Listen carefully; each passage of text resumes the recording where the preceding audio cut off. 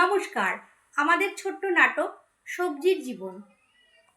এই বর্ষাতেও কত দাম, তবুও আমরা সবজি কিনি, কারণ আমাদের খেতে হবে তো।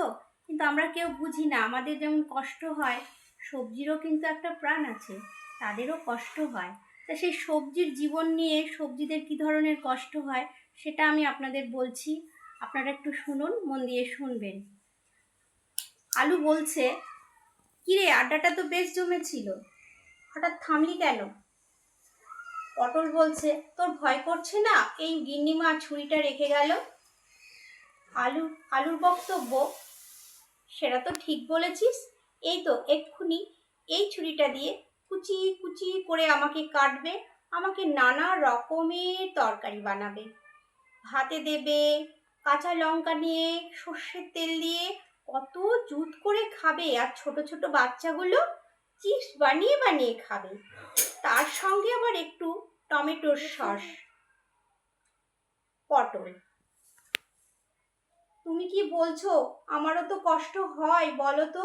দেখো তো, আমাকে দিয়ে কিনা বানাচ্ছে, তেল পটল, ভাজা পটল, নানা রকম খাবার, আবার কত রকমেরই না রেসিপি বেরিয়েছে, সেগুলোও তো বানাচ্ছে, বানিয়ে বানিয়ে মুখে স্বাদ মিটিয়ে খাচ্ছে।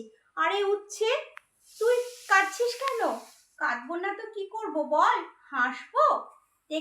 দেখছিস না ওই যে সুগার রুগীগুলো আসছে, সুগার রুগীগুলো আমাকে শিলনোড়ায় থেতো করে করে রস বানিয়ে খাচ্ছে, ভাতে দিয়ে খাচ্ছে, ভেজে খাচ্ছে, জীবনটাকে আমার নাস্তানাবাদ করে দিচ্ছে রে। আর ভালো লাগে না বাবা। বেগুন, তোরা তো সবার নিজেদেরটা নিয়েই ব্যস্ত, আমার কথা কি কেউ ভেবেছিস? দেখ, আমাকে তেল বেগুন খাচ্ছে, ইলিশ মাছে বেগুন খাচ্ছে, ভেজে বেগুন খাচ্ছে, কি না খাচ্ছে মা গো মা।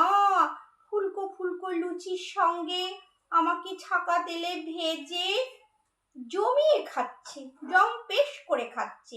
এগুলো তো মানুষ নয়, যেন রাক্ষস, এক একটা রাক্ষস। হ্যাঁ রে লঙ্কা, তোর কি হলো? আমার আবার কি হবে?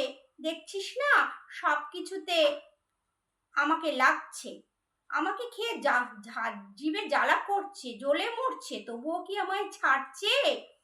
তবুও আমায় জিভের স্বাদ মিটিয়ে খাচ্ছে। ওই যে গিন্নিমা ছুরি রেখে গেছে, এখনই গিন্নিমা এসে কুচি কুচি করে আমাদের সকলকে ইচ্ছে মতো বানাবে। নমস্কার।